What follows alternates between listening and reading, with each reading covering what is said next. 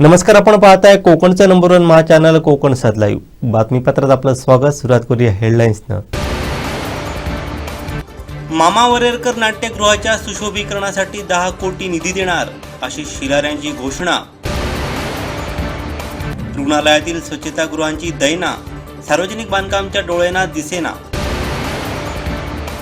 आणि सिंधुदुर्गातील किल्ल्यांच्या अभ्यासासाठी खास तरतूद. आता पाहूया सविस्तर बातम्या. शरद पवार आणि अजित पवार साताऱ्यात एकाच व्यासपीठावरती पाहायला मिळालेत. पाहूयात.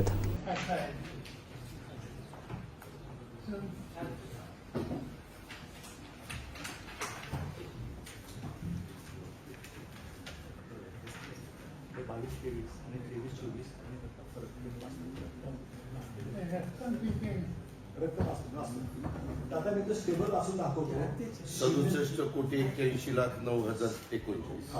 67,91,81,00,000 हा आपला संस्थेचा मार्च अखेरचा म्हणजे 31 मार्च 25 अखेरचा हा आपला बँक बॅलन्स आहे. शिल्लक एका वर्षात वाढ आहे. म्हणजे मागच्या दोन्ही आकडे सर वाढ 23-24 मध्ये 766 कोटी रुपयाचं आपलं टोटल हे होतं, ठेवी होत्या. ठेवी आणि बँक बॅलन्स. काउन्सिल बैठकीत आज दोन पवार एकत्रित आहेत. राजकारणात आगामी काळात एकत्रित असणार आहेत का असेच? अरे बाबा, तुम्ही का सारखं ते उकरून काढताय? तुम्हाला काही दुसरे विषय नाहीत का? शेवटी ही संस्था ही सर्वांची आहे आणि त्या संस्थेमध्ये साहेब तिथं प्रमुख अध्यक्षपद भूषवतायत आणि त्याच्यामध्ये मीटिंगच्या वेळेस बोलवलेलं होतं आणि आमचंही येणं कर्तव्य होतं. त्याकरता मी पण आलो आणि माझ्याबरोबर मकरंद आबा पण आले आणि अतिशय ग्रामीण भागातल्या मुलांना मुलींना दर्जेदार शिक्षण देण्याच्या दृष्टिकोनातनं जी काही नवीन आव्हानं आपल्यासमोर आहेत, जे काही नवीन AI किंवा आणखीन वेगवेगळ्या गोष्टी पुढे येत आहेत, त्याचं ज्ञान देखील माझ्या ग्रामीण भागातल्या मुलांना मुलींना मिळालं पाहिजे. त्याबद्दल ज्या उद्देशाने कर्मवीर अण्णांनी संस्था काढलेली आहे तो उद्देश सफल होण्याच्या करता सगळ्या नियामक मंडळांनी आणि सगळ्या सन्माननीय सदस्यांनी, अध्यक्ष, चेअरमन, बाकीचे सगळे सचिव सगळ्यांनीच त्यामध्ये लक्ष घातलेलं आहे. त्याच्यातनं आम्ही पुढे चालतो. धन्यवाद. आमदार निलेश राणे यांनी मागणी केलेल्या मामा वरेरकर नाट्यगृहाच्या सुशोभीकरणासाठी 10 कोटी निधी देऊ अशी ग्वाही सांस्कृतिक कार्यमंत्री आशिष शेलार यांनी मालवण येथे बोलताना दिली. पाहूयात. ज्यावेळेला आम्ही हा कार्यक्रम करतोय तेव्हा मामा वरेरकरांचं नाव हे आम्हाला त्या ठिकाणी संपूर्णतः लक्षात आहे. नाटककार, भाषाकार, पत्रकार, सामाजिक कार्यकर्ता, सामाजिक परिवर्तनामध्ये चळवळीत उभा राहणारा कार्यकर्ता, सामाजिक परिवर्तनासाठी नाट्य निर्मिती करणारे या मामा वरेरकरांच्या सभागृहाची ही अवस्था मला निलेशजी तुम्ही माहिती. मला पण दुःख आहे. काय तोंडाने मी महाराष्ट्रावर जाऊन सांगू की मी सांस्कृतिक विभागाचा कार्यमंत्री आहे आणि याच कला, नाट्य, संगीत, लोककला, लोकवृत्त याला पुरस्कार मिळावा, पुरस्कृत करावे म्हणून नाट्यगृह उभारण्याचं माझं कर्तव्य आहे. आणि म्हणून तुम्ही जी मागणी केली की याला एक अद्यावत नाट्यगृह करायचं आहे, मी तर म्हणतो तुम्ही 5 कोटीची मागणी केली. मी तर बैठकीचा आदेश तुमच्या समोरच या ठिकाणी दिले. AC पण गारेगार हवा, पंख्याची गरज नको, पण लावावासा वाटला तर आवाज करणारा नाही, आवाज येणारा हवा. संजय राऊत नको, आवाज करणारा. आणि म्हणून त्याबरोबर आमच्या इतर ठिकाणी पूर्ण व्यवस्था, विपण, नगर परिषदेची मदत आहे. कोकणात एखादा प्रस्ताव द्यायचा तर जागेचा मालक, जागेची व्यवस्था, कलेक्टर साहेब, ही जबाबदारी तुमची आहे. आणि माझा जो प्रस्ताव राहील, जर पालकमंत्र्यांना, आमदारांना, आमच्या मंडळींना जर योग्य वाटत असेल तर अद्यावत नाट्यगृहाबरोबर आम्ही नवीन योजना सुरू केली आहे. नाट्यगृहात नाटकं तर दाखवू बरेचदा शुक्रवार शनिवार रविवार होतात, पण बाकीच्या दिवशी सिनेमागृह सुद्धा दाखवू, डॉल्बी सभागृह सुद्धा करू, नवीन साऊंड व्यवस्था करू. 5 कोटी काय 10 कोटी खर्च झाले तरी आपण ते करू. तर कुठेतरी राज्यभर जाऊन सांगेन की मंत्री आहे म्हणून, तालुक्यातच नाही. रंगेशाला माझ्याकडे बरं आहे मतदारसंघात, पण इथे आहे. आणि म्हणून या सुद्धा योजनेला गती मिळावी हेच कार्य आम्ही करू. तारा राणी यांच्या नावाने एक महानाट्य किल्ले सिंधुदुर्गसह मामा वरेरकर येथील कला दालनाला लागेल तेवढा निधी देऊ अशी ग्वाही पालकमंत्री नितेश राणे यांनी मालवण येथे बोलताना दिली. या कार्यक्रमाचा अजून दर्जा कसा वाढवला पाहिजे आणि स्थानिक असंख्य प्रश्नांवर त्यांनी वाचा फोडलेल्या आहे. या जिल्ह्याचा पालकमंत्री म्हणून, मंत्रिमंडळाचा सदस्य म्हणून मला एक गोष्टीचा मला तुम्हाला निश्चित पद्धतीने विश्वास द्यायचा आहे की या खात्याचे मंत्री म्हणून आमच्या आशिष शेलार साहेबांनी ज्यापासून जबाबदारी घेतलेली आहे, जेव्हा जेव्हा मंत्रिमंडळामध्ये माझी त्यांच्याशी चर्चा होते तेव्हा तेव्हा आपल्या सिंधुदुर्गासाठी नितेश मी अजून काय देऊ शकतो एवढा प्रश्न ते आवर्जून विचारतात आणि त्या पद्धतीने त्यांचा कारभार करतात. आज पण आवर्जून इथे आले. काल रायगडकडे होते. काल तिथे आमचे देशाचे गृहमंत्री सन्मान्य अमित शाह साहेब तिथे आपल्या रायगडवर उपस्थित होते. आज आशिष शेलार साहेब इथे किल्ला सिंधुदुर्गाकडे आलेले आहेत. आमचं महायुतीचं सरकार हे शिवरायांच्या विचारातून निर्माण झालेलं हे सरकार आहे. हिंदवी स्वराज्याचे संस्थापक म्हणून आपण छत्रपती शिवरायांची जी ओळख सांगतो त्या विचारांवर चालणारं आमचं सरकार आहे. आणि म्हणून सरकार म्हणून, सरकारचे प्रतिनिधी म्हणून आमची जबाबदारी आहे की शिवरायांची निगडीत असलेल्या प्रत्येक बाबीला, प्रत्येक गोष्टीला आम्ही प्रोत्साहन कसं द्यायचं एवढं काम आमच्या माध्यमातून झालं पाहिजे. माझ्याकडे बंदरे आणि मत्स्य व्यवसाय खातं आहे. आम्ही तिथे जेटीच्या माध्यमातून तिथे बोटीत बसलो आणि किल्ल्याकडे निघालो आणि मग तिकडची सगळी सोयीसुविधा बघण्याची संधी मला मिळाली.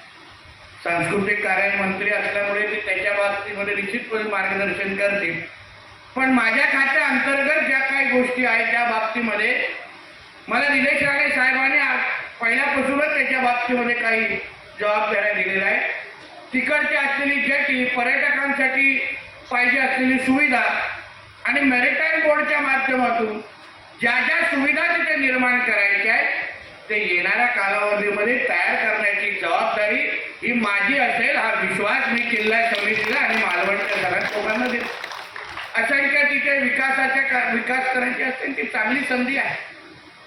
जेटीची अवस्था पण थोडी आता जुनी झालेली आहे, त्यालाही आपल्याला नवीन बनवायची आहे.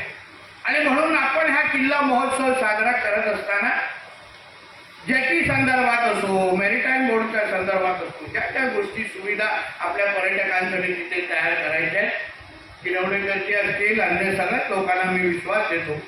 आपण या संबंधित आपण बैठक मी या बाबतीमध्ये लावणार आहे. निलेशजी असतील, अन्य सगळे प्रमुख लोक असतील आणि तिकडे असलेली जेटी असेल, तिकडचे स्टॉलधारक असतील, त्या सगळ्या जणांना खऱ्या अर्थाने ताकद कशी देता येईल, त्यांना तिथे त्यांचा व्यवसाय आणि धंदे वाढवण्याच्या दृष्टिकोनातून, पर्यटकांना सुविधा मिळवण्याच्या दृष्टिकोनातून, बंदरे खात्याच्या माध्यमातून ज्या ज्या गोष्टी करण्याची गरज आहे त्या सगळ्या गोष्टी केल्या जातील हाही विश्वास तुम्हाला मी आजच्या निमित्ताने देतो. एक चांगला आज किल्ला महोत्सव तुम्ही या निमित्ताने ते साजरा करत आहात. त्याच्यामुळे जागरूकता लोकांमध्ये येते आहे. त्या निमित्ताने आपण सगळेजण एकत्र येतोय. शिवरायांचे विचार हे पुढच्या पिढीपर्यंत गेले पाहिजे, आत्मसात केलं पाहिजे. आणि त्या तोरसकर मॅडम आमच्याबरोबर बोटवर होते. असं चांगल्यातली चांगली माहिती त्या आम्हाला देत होती. काही माहिती आतापर्यंत वाचली नव्हती, पण मॅडमच्यामुळे मला आज कळलेली आहे. म्हणून थक्का करणारा इतिहास शिवरायांनी आपल्या समोर मांडून ठेवलेला आहे. तो प्रत्येक पिढीपर्यंत गेला पाहिजे एवढी जबाबदारी आपल्या सगळ्यांची आहे. आज छावा चित्रपट बघितल्यानंतरच संभाजी राजांचं योगदान आपल्या पुढच्या पिढीला कळत आहे. पण त्याचबरोबर आपल्या सगळ्या जणांची जबाबदारी आहे. आपले किल्ले हेच खरं म्हटलं तर आपले खरे स्मारक आहेत. इतिहास महाराजांनी ज्या किल्ल्यांवर घडवला त्यांचं जतन करणं, त्याच्या आजूबाजूला सोयी सुविधा निर्माण करणं हे आपल्यासारख्या शिवभक्तांचं प्रमुख जबाबदारी आहे. आणि ते येणाऱ्या कालावधीमध्ये ज्या सरकारचे प्रमुख म्हणून आमचे आदरणीय देवेंद्र फडणवीस साहेब असतील, आमचे उपमुख्यमंत्री आमचे एकनाथ शिंदे साहेब असतील, दुसरे उपमुख्यमंत्री आमचे अजितदादा असतील आणि मंत्रिमंडळ म्हणून आम्ही सगळेचे सगळेजण जे शिवरायांच्या विचारांमुळे आज या इथपर्यंत पोचलो अशी जी आमची भावना आहे, त्यामुळे शिवरायांसाठी जेवढं काय आम्ही करू शकतो त्या सगळ्या गोष्टी ह्या 5 वर्षाच्या कालावधीमध्ये आम्ही निश्चित पद्धतीने करू, एवढा विश्वास तुम्हाला मी आजच्या निमित्ताने देतो. कलादालनाबद्दल निलेशजीनेही उल्लेख केला. आम्ही पुढे वरती आशिष शेलार साहेबांच्या बरोबर आम्ही तिथे फेरफटका मारत होतो. शेलार साहेब त्याची जबाबदारी सांस्कृतिक खाते मंत्री म्हणून घेतील, पण काही जबाबदारी ही जिल्हा नियोजनच्या इकडे पण आलेली आहे. मी आपल्याला या निमित्ताने आपल्याला विश्वास देतो, निलेश साहेब आहेत, किनवडेकर जी आहेत, सगळ्यांना विश्वास देतो. जिल्हा नियोजनकडून जी जी जबाबदारी, मला वाटते 1 कोटीची पहिली निधी आपल्याला रवी चव्हाण साहेबांनी पालकमंत्री असताना तिथे दिली होती. आता पुढची लागणारी निधी हे आपल्या माध्यमातून निश्चित पद्धतीने उपलब्ध केली जाईल आणि जागतिक दर्जाचं कलादालन जिथे उभं राहिल्यानंतर आपल्या भावी पिढीला शिवरायांच्या बद्दल, त्यांनी घडवलेल्या इतिहासाबद्दल सगळ्याची सगळी माहिती तिथे उपलब्ध राहील. जगावरून आपल्याला ते कलादालन बघण्यासाठी लोक आली पाहिजे. असं जागतिक दर्जाचं कलादालन आपण निश्चित पद्धतीने तिथे उभं करूया असा विश्वास या निमित्ताने सगळ्यांना देतो. परत एकदा आदरणीय आशिष शेलार साहेबांचं मी मनापासून त्यांचे धन्यवाद देतो की आपण गावाकडे ते येतातच, पण कधीही काही दिल्याशिवाय इथून जात नाही. निलेश साहेबांनी मतदारसंघासाठी मागितलं, मीही जिल्ह्यासाठी त्यांच्या कानात काही गोष्टी सांगितलेल्या आहेत. मला विश्वास आहे आशिष शेलार साहेबांची ओळख ही कार्यतत्पर म्हणून, मंत्री म्हणून, आमदार म्हणून त्यांनी आतापर्यंत दाखवून दिलेली आहे. म्हणून आपल्या गाव असलेल्या जिल्ह्याला ते कधीही खाली ठेवणार नाही. जास्तीत जास्त निधी आमच्या सिंधुदुर्गाला त्यांच्या कारकिर्दीमध्ये निश्चित पद्धतीने मिळेल हा विश्वास मी या निमित्ताने व्यक्त करतो. इथेच थांबतो. जय हिंद, जय महाराष्ट्र. किल्ले सिंधुदुर्ग आणि मामा वरेरकर नाट्यगृहाच्या सुशोभीकरणासाठी निधी द्या अशी मागणी आमदार निलेश राणे यांनी केली. रणरागिणी तारा राणी या महानाट्याच्या प्रसंगी आमदार निलेश राणे बोलत होते. पाहूयात. शेवटचाच प्रश्न फक्त मांडतो. कदाचित तो किल्ल्यांच्या संदर्भात नाही, या समितीच्या संदर्भात नाही, पण दशावतार कलाकारांसंदर्भात आहे. साहेब, हा फार महत्त्वाचा मुद्दा. आता जिल्ह्याच्या दशावतार कलाकारांवर फार मोठं संकट आता आलेलं आहे. मी आपल्याला थोडक्यात फक्त सांगतो काय झालं साहेब. मंडळं जवळपास 100-150 असते, पण ही मंडळं म्हणजे आपल्या स्वतःची मक्तेदारी कुठेतरी आहे असं वागायला लागले. मंडळाच्या कमिटीमध्ये ते खरोखरच कलाकार आहेत का माहीत नाही. जे कलाकार सादरीकरण करतायत त्यांना काय मानधन मिळत आहे का माहीत नाही. ह्यांना जे मानधन मिळतं ते ट्रान्सफर त्यांच्याकडे होत आहे का ही तक्रार आहे. की साहेब, वरती समजा निलेश राणेच्या नावावर एक मंडळ आहे, माझ्या खाली 50 कलाकार म्हणजे 20 कलाकार आहेत. त्या 20 कलाकारांना मी त्यांना सांगतो प्रयोग अमुक अमुक गावात आहे, ते प्रयोग करायला जातात, प्रयोग करतात, प्रयोग करून परत येतात, मिळत काहीच नाही. का? कारण का समजा निलेश राणेचं ते मंडळ आहे तर निलेश राणे काय करतोय, माझेच ओळखीचे भरतोय त्या मंडळावर. म्हणजे निलेश राणेकडेच तो पैसा परत आला पाहिजे अशी व्यवस्था अनेक दिवसांपासून, महिन्यांपासून, वर्षांपासून चाललं. आपले दशावतार कलाकार साहेब जवळपास आपल्याकडे 2-2.5 हजार दशावतार कलाकार आहेत आणि ती सगळ्यांची जवळपास तक्रार जटार साहेब आपल्याकडे अनेक कलाकार आले असतील आणि चिंदरकर साहेब आपल्याकडेही आले असतील. ही साहेब फार मोठी व्यथा आपल्या दशावतार कलाकारांसाठी आहे. आपण कृपया करून ह्याच्यावर लक्ष घालावं. एक दालनामध्ये पालकमंत्री साहेब असतील, मी असेल, आम्हाला सगळ्यांना बोलवावं आणि ही जी काय दशावतार कलाकारांची बॉडी आहे ती सध्याची बॉडी त्याच्यावरती एक ऑडिट बसवावं की हे कोण आहे, काय करतात. दशावतार कलाकारांचं मुलांची फीस भरायला साहेब त्यांच्याकडे पैसे नाही. ही वस्तुस्थिती आहे. 2-2.5 हजार कलाकार आमच्या दशावतार ह्या प्रयोगाचे. आज मुलांची फीस भरायला पैसे नाही तर मुलीची लग्न करायला पैसे कुठून येणार, ही व्यथा आहे. आणि हे 2-2.5 हजार आहेत, ही कुटुंब आहेत साहेब, ही आपण जपली पाहिजेत. आपण आज त्या सांस्कृतिक विभागाचे पालक आहात, हे सगळे तुमच्या अंडर येणार, तुमच्या अंडर येतं. आपण कृपा करून त्यांना संरक्षण द्यावं. एकदा मिटिंग बोलवावी. पालकमंत्री साहेब तर त्यांच्या परीने त्यांचं करतच असतात, जे काय पारदर्शकता आणायची आहे ते आणतच असतात, पण आपल्या विभागामार्फत एक मिटिंग आपण वेगळी आम्हाला द्यावी जेणेकरून यांना न्याय आपण देऊ शकतो. एवढीच विनंती मी आपल्याला या निमित्ताने करतो. छत्रपती शिवाजी महाराजांच्या किल्ले सिंधुदुर्गसाठी 50 लाख लाखांचा निधीची घोषणा करणाऱ्या उद्धव ठाकरेंनी 1 रुपयाचा देखील निधी दिला नाही अशी टीका सांस्कृतिक कार्यमंत्री आशिष शेलार यांनी केली. रणरागिणी तारा राणी या मालवणीतील महानाट्याच्या शुभारंभ प्रसंगी ते बोलत होते. मी हे सगळं बघितल्यावर सगळी माहिती ज्योतिताई मला देत होत्या आणि त्या सांगत होत्या की सुरतवर ज्यावेळेला आक्रमण केलं त्यावेळेला स्वराज्यासाठी, स्वधर्मासाठी, स्वभाषेसाठी खजिना ज्यावेळेला सुरतवरून आणला तो असं म्हणतात विजयदुर्गला किल्ला त्या ठिकाणी महाराजांनी ठेवला आणि मग तो खजिनातून आमचा सिंधुदुर्ग किल्ला त्या ठिकाणी. आणि म्हणून या ठिकाणी ज्यावेळेला शिवगीत त्यावेळेला झालं त्यावेळेला तुम्ही सुद्धा असं म्हणालात की स्वतःच्या सुखाला बाजूला ठेवून महाराज जगले म्हणून तुम्ही आणि आम्ही आहोत. पण या गोष्टींचा अभ्यास करायला लागेल, याचे दाखले मिळवावे लागतील, याचे पुरावे जमवावे लागतील, या सगळ्या पुराव्यांना एकमेकाशी जोडावं लागेल.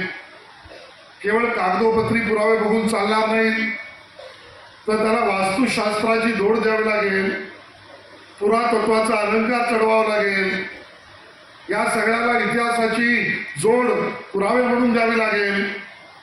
हे सगळं करावं लागेल आणि याची मला गरज निलेशजी जेव्हा वाटली, कारण मी स्वतः पॅरिसला वर्ल्ड युनेस्कोच्या ऑफिसला गेलो. कारण होतं आपले 12 किल्ले मराठा मिलिटरी लँडस्केप, त्यात हा सुद्धा किल्ला आहे.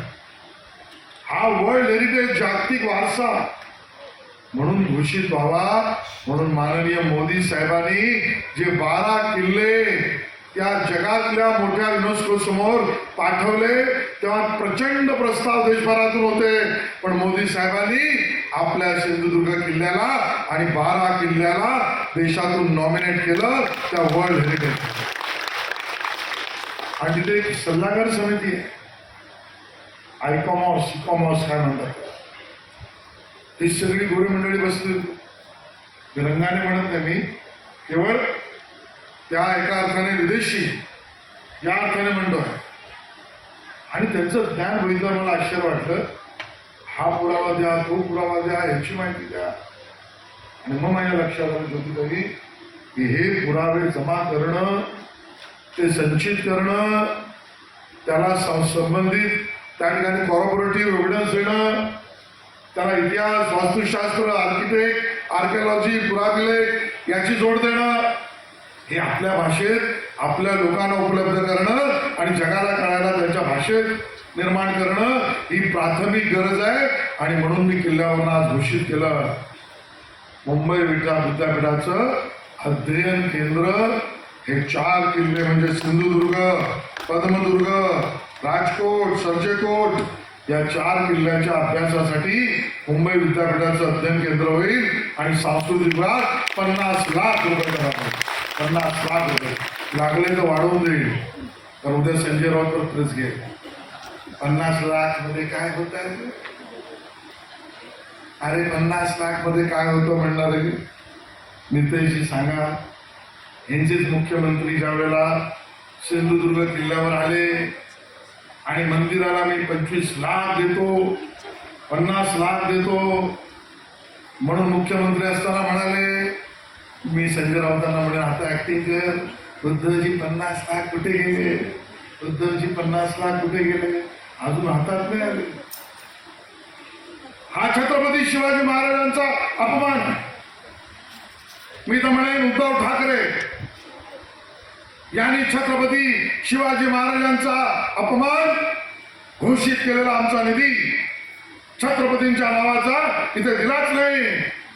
आणि काय सांगावं कोणाला माहिती, आम्हाला 50 लाख रुपयाची या ठिकाणी सिंधुदुर्ग किल्ल्यावर घोषणा केली आणि त्याच काळामध्ये त्या याकूब मेमनचं थडगं त्याला मुंबईमध्ये रंगरगोटीने सांगितलं.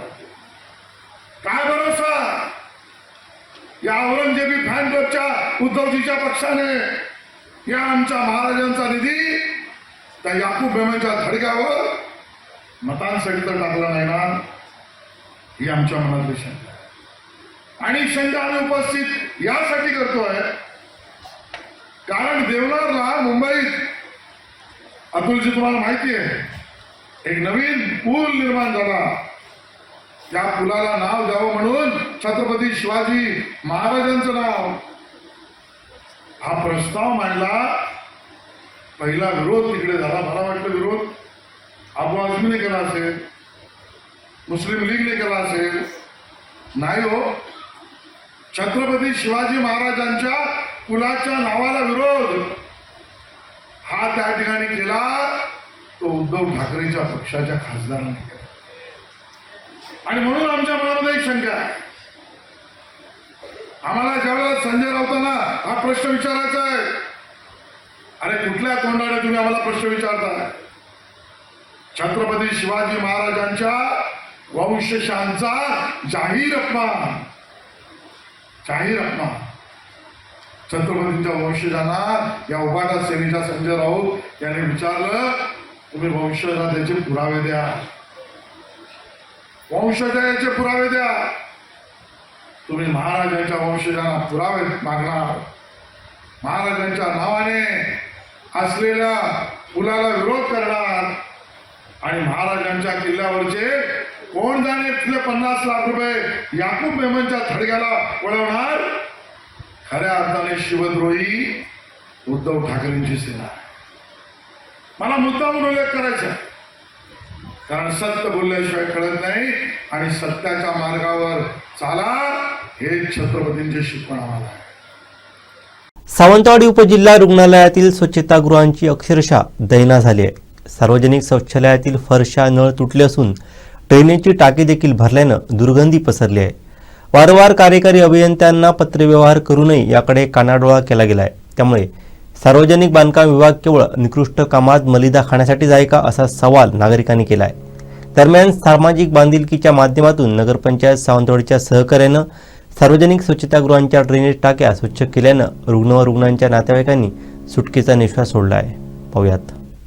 सावंतवाडी उपजिल्हा रुग्णालयातील स्वच्छतागृहांची दुरावस्था झाली आहे. वैद्यकीय अधीक्षकांकडून याच्या देखभाल व दुरुस्तीसाठी जबाबदार सार्वजनिक बांधकाम विभागाच्या कार्यकारी अभियंत्यांकडे वारंवार पत्रव्यवहार केले. मात्र टेंडर आणि टक्केवारीच्या जुमल्यात अडकलेल्या बांधकामनं याकडे दुर्लक्ष केलं. सद्यस्थितीत बाथरूम, शौचालयाच्या फरशा, नळ, संडासची भांडी भग्न अवस्थेत आहेत. ड्रेनेजच्या टाक्या ओव्हरफ्लो होत आहेत. त्यामुळे नाक मुठीत धरून या सार्वजनिक स्वच्छतागृहांचा वापर करावा लागत आहे. स्वच्छतागृह, शवागृहाचं छप्परही मोडकळी झालं आहे. मात्र बांधकाम विभाग आपल्या दुधीत मग्न आहे. जनसामान्यांच्या त्रासाचं त्यांना पडलेलं नाही. त्यामुळे हा विभाग केवळ मलिदा खाण्यासाठीच आहे का असा सवाल सर्वसामान्य नागरिक करत आहेत. दरम्यान सामाजिक बांधिलकीच्या माध्यमातून रवी जाधव व सहकाऱ्यांनी पुढाकार घेत स्वच्छता मोहीम हाती घेतली. नगर परिषदेच्या मदतीनं संडास, बाथरूम, टाक्या, सक्शन व्हॅन बोलावून साफ करण्यात आल्या. शासनाचं हे काम सामाजिक बांधिलकी जपत करण्यात आलं. सरकारनं यासाठी निधी दिलेला असताना सामाजिक कार्यकर्त्यांच्या खिशाला आर्थिक भूर्दंड सहन करावा लागला. त्यामुळे या कामासाठीच्या निधीचं सार्वजनिक बांधकाम आता करणार काय हा देखील प्रश्न उपस्थित झाला आहे.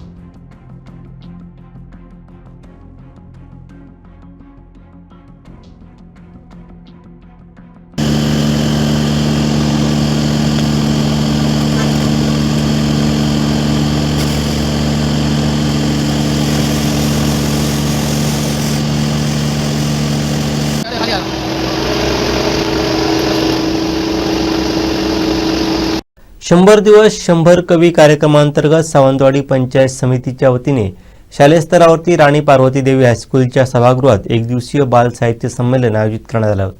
या संमेलनाचं उद्घाटन ज्येष्ठ साहित्यिक वीर धवल परब यांच्या हस्ते करण्यात आलं.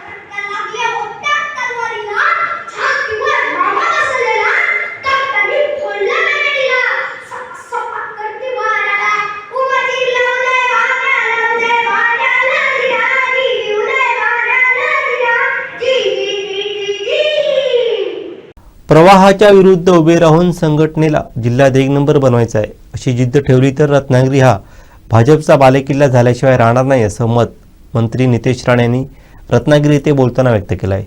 पाहूयात.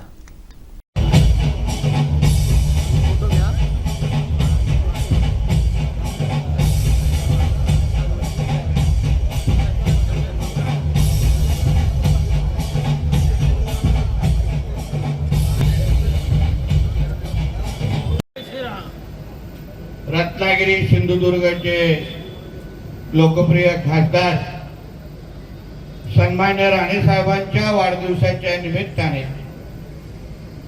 भारतीय जनता पक्षाच्या आयोजित असलेल्या या बॉडी बिल्डिंग स्पर्धेच्या निमित्ताने मंचावर उपस्थित असलेले आमच्या भारतीय जनता पक्षाचे रत्नागिरीचे अध्यक्ष राजेश सावंतजी, भारतीय जनता पक्षाचे सर्व शहरातले प्रमुख पदाधिकारी, आमच्या संघ परिवारातले सर्व प्रमुख पदाधिकारी, मान्यवर, उपस्थित असलेले सर्व वडीलधारी मंडळी, बंधू भगिनीनो आणि माझे सर्व तरुण मित्र, सन्मान्य राणे साहेबांच्या वाढदिवसाच्या निमित्ताने आज ही भव्य अशी ही बॉडी बिल्डिंग स्पर्धा आपण आयोजित केलेली आहे. राजेश सावंतजीने आपल्या 6 एप्रिल पासून ते 10 एप्रिल पर्यंत विविध उपक्रमाची माहिती त्यांच्या विचार मांडत असताना आपल्या समोर ठेवलेली आहे. आज मी तेथे आलेलो आहे. तसा बॉडी बिल्डिंग आणि माझा किंबहुना मला बघितल्यानंतर बॉडी बिल्डिंग नाही जास्त संबंध आहे असं कोणाला वाटणार नाही. हाईट आणि बॉडीच्या मध्ये आपला थोडा प्रॉब्लेम आहे, पण कार्यकर्त्यांना बळ देणं, भारतीय जनता पक्षाला बळ देणं आणि प्रामुख्याने हिंदू समाजावर उभं राहणं हे माझं परम कर्तव्य स्वीकारून आज मी आपल्या इथे आलेलो आहे. मी मंत्री आमदार ह्या सगळ्या गोष्टी नंतर आहे, पण हिंदू म्हणून माझी जी जबाबदारी आहे ती कधीही मी न चुकता मी पार पाडतो. आणि आपल्या रत्नागिरीमध्ये आल्यानंतर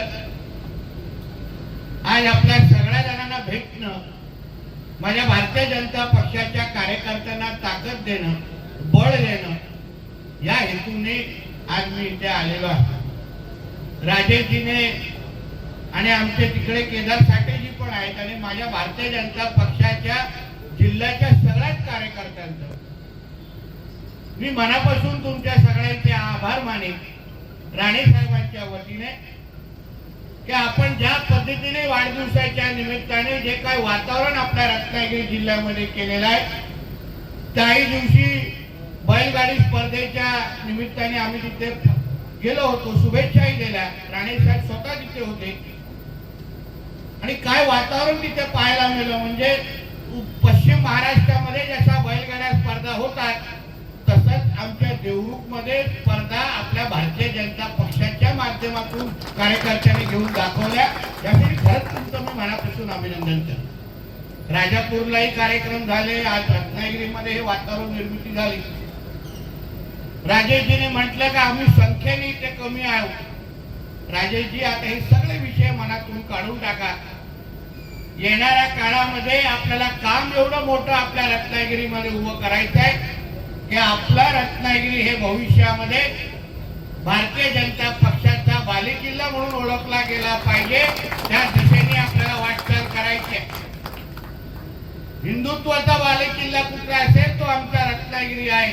या दिशेने आपल्या सगळ्यांना काम करायचे आणि म्हणून अशाच पद्धतीने भविष्यामध्ये पण आपल्या मुख्यमंत्री आपले देवेंद्र फडणवीस साहेब असतील, आपले प्रदेशाध्यक्ष बावनकुळे साहेब असतील, आपले कार्यकारी अध्यक्ष आपले रवी चव्हाण साहेब असतील, या आपल्या सगळ्यात प्रमुख नेत्यांच्या नेतृत्वाखाली आपल्या सगळ्या जणांना ह्या रत्नागिरीमध्ये भारतीय जनता पक्षाचं फार मोठं काम उभं करायचंय. आणि सातत्याने अशा पद्धतीचे कार्यक्रम अगर आपण घेत राहिलो तर मला विश्वास आहे येणाऱ्या प्रत्येक निवडणुकीमध्ये या रत्नागिरीमध्ये भारतीय जनता पक्ष हा 1 नंबरचाच पक्ष राहील असा माझा ठाम विश्वास आहे. ठाम विश्वास. म्हणून अशाच पद्धतीने आपण एक दुसऱ्याला बरोबर धरून किंवा एक दुसऱ्याच्या खांद्याला खांदा लावून आपल्याला आपल्या पक्षाचं काम इथे उभं करण्याची जबाबदारी आपल्या प्रमुख नेत्यांनी दिलेली आहे. मला या जिल्ह्याच्या संपर्क मंत्री बनवण्याच्या मागे रवींद्र चव्हाण साहेबांचा याच्या मागचा हेतू आहे. कारण का या जिल्ह्यामध्ये आपल्या भारतीय जनता पक्षाच्या कार्यकर्त्याला रत्नागिरीमध्ये प्रत्येक बाबतीमध्ये स्थान मिळालं पाहिजे, ताकद मिळाली पाहिजे.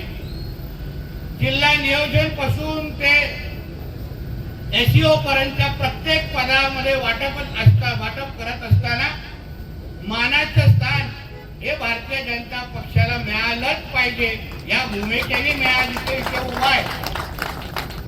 मी जेवढा शुभेच्छा देण्यासाठी ते आज पळत आलोय, तुम्हाला ताकद देण्यासाठी आलोय, तसं येणाऱ्या कालावधीमध्ये जेव्हा समित्या तयार होतील तेव्हा तुम्हाला नितेश राणेला संपर्क मंत्री का केलं याचं उत्तर तुम्हाला तेव्हा निश्चितपणे कळेल.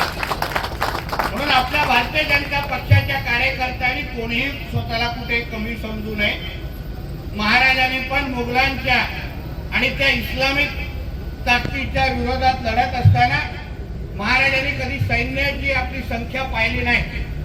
अफजल खानाला जेव्हा महाराज उभे राहिले त्याच्या विरोधात तेव्हा महाराजांच्या सैन्याची संख्या आणि त्यांची संख्येत खूप फरक होता.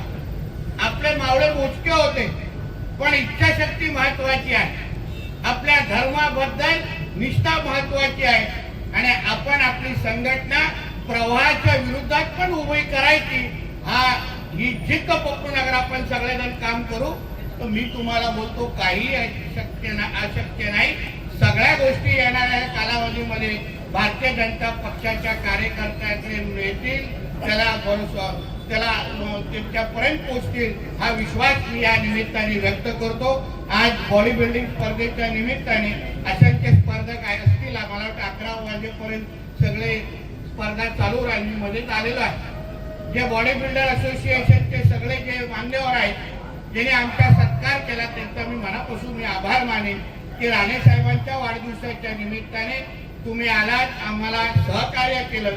आमच्या बॉडी बिल्डिंग स्पर्धेला अतिशय नियोजक पद्धतीने आणि कायद्यामध्ये बसून घेण्यामध्ये आम्हाला जे सहकार्य केलं यासाठी असोसिएशनचं मी मनापासून आभार मानतो. तुमचं सहकार्य भविष्यामध्ये पण आम्हाला मिळत राहावं हेही या निमित्ताने इच्छा व्यक्त करतो. जे काही स्पर्धक आहेत ते कदाचित मागे असतील त्या सगळ्या जणांना माझ्या वतीने या स्पर्धेच्या निमित्ताने मी शुभेच्छा देतो. परत एकदा माझ्या भारतीय जनता पक्षाच्या सर्वच कार्यकर्त्यांचं मनापासून आभार मानतो, अभिनंदन करतो आणि इथेच सांगतो जय हिंद, जय महाराष्ट्र आणि जय श्रीराम. धन्यवाद. देवगड दाभोळे येथील स्मशानभूमीच्या दुरावस्थेबाबत 2 ते 3 दिवसात दखल न घेतली गेल्यास ग्रामपंचायतीसमोर उपोषणास बसण्याचा इशारा मनसे तालुकाध्यक्ष संतोष मयेकर यांनी दिला आहे.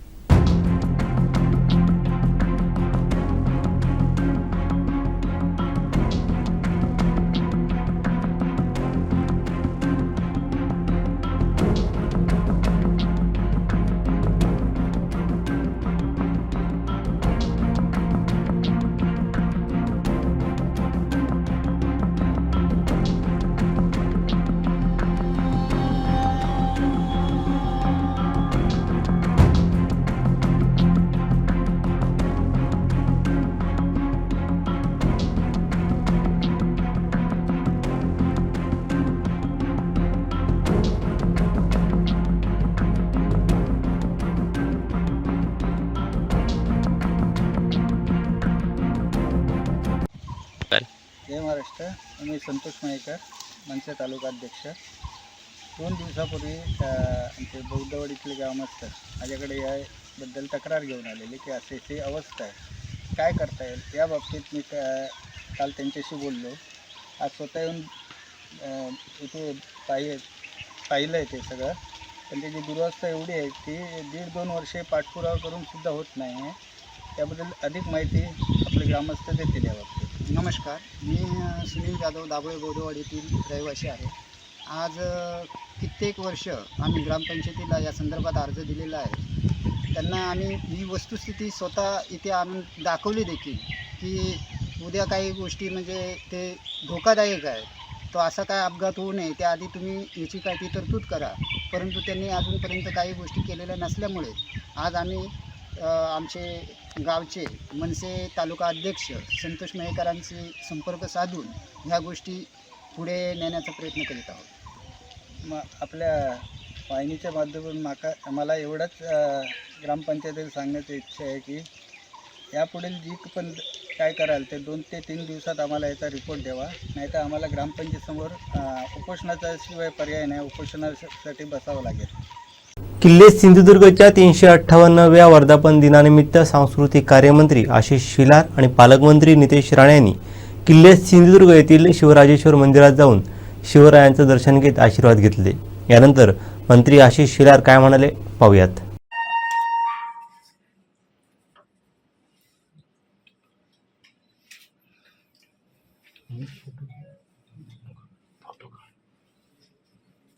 ही तलवार कधीची आहे? ही छत्रपती शिवाजी महाराजांची प्रसिद्ध तलवार जगदंबा ब्रिटिशांकडे आहे. त्या तलवारीची ही प्रतिकृती बनवून 2014 मध्ये बनवली आहे, 2012 मध्ये. आणि शिवाजी महाराजांची पहिली तलवार तुळजा फिरंग सध्या इथे ते हे नवीन सिंहासन बनवल्यामुळे ते अडचण होते म्हणून ती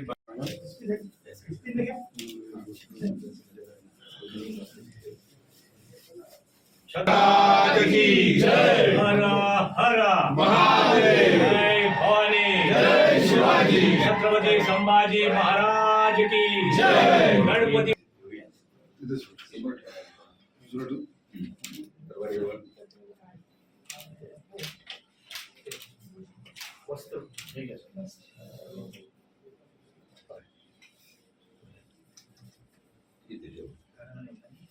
प्रौढ प्रताप पुरंदर सिंहासनाधीश्वर छत्रपती शिवाजी महाराज की जय.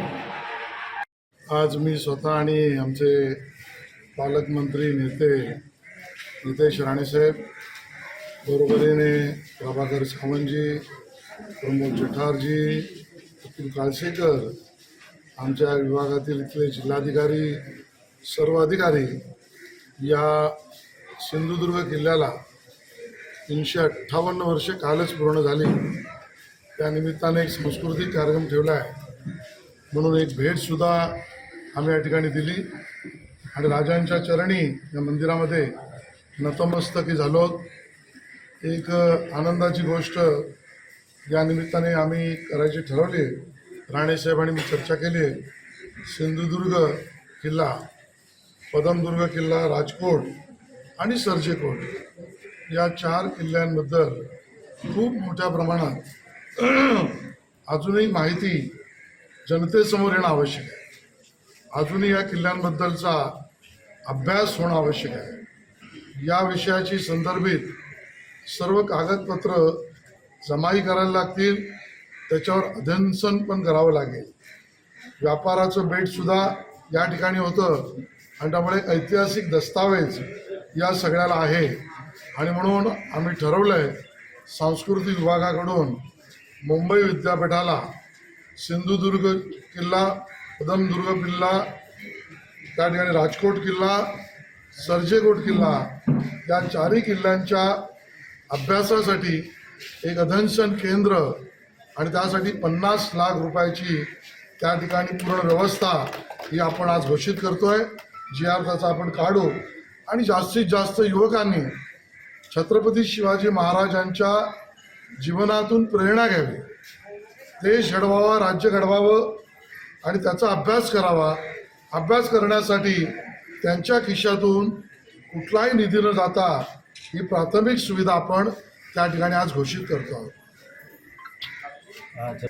हे खरं आहे की प्रमोद जठार आणि त्यांचे सगळे सहकारी गेली कित्येक वर्ष संगमेश्वरच्या तिथीत आपल्या छत्रपती संभाजी महाराजांच्या त्या म्हणजे त्यांचं अभिवादन करायला, स्मृती जागृत करायला, बलिदान दिवस त्या ठिकाणी प्रेरणा द्यायला जमा होतात आणि त्या ठिकाणी भव्य स्मारक या अर्थसंकल्पामध्ये माननीय अर्थमंत्र्यांनी घोषित केलं आहे. मुख्यमंत्र्यांनी त्याला निधी द्यायचं सुद्धा मान्य केलं आहे. सर्व संबंधित लोकांशी, त्या जिल्ह्यातले पालकमंत्री असतील, सन्माननीय खासदार असतील, तिकडचे स्थानिक आमदार असतील आणि आमचे मागणी करणारी सगळी वर्षानुवर्षे काम करणारी मंडळी असतील, या सगळ्यांना एकत्र येऊन एक कोकणामधलं अतिभव्य आणि प्रेरणादायी असं स्मारक 100 एकरची आवश्यकता असेल तर 100 एकर सुद्धा या पद्धतीचं करण्याच्या बाबतीतली बैठक येत्या आठवड्यातच मी मुंबईत घेणार आहे. सगळ्यांशी चर्चा करून त्याची अधिकृत घोषणाही आपण करू. शेवटी ठळक घडामोडी पुन्हा एकदा. मामा वरेरकर नाट्यगृहाच्या सुशोभीकरणासाठी 10 कोटी निधी देणार अशी शिलाऱ्यांची घोषणा. रुग्णालयातील स्वच्छतागृहांची दैना, सार्वजनिक बांधकामच्या डोळ्यांना दिसेना. आणि सिंधुदुर्गातील किल्ल्यांच्या अभ्यासासाठी खास तरतूद. बातमीपत्रात वेळ झाली ते थांबण्याची. पाहत राहा बदलत्या कोकणचा बुलंद आवाज. कोकणचं नंबर 1 महा चॅनल कोकण साध लाईव्ह. धन्यवाद.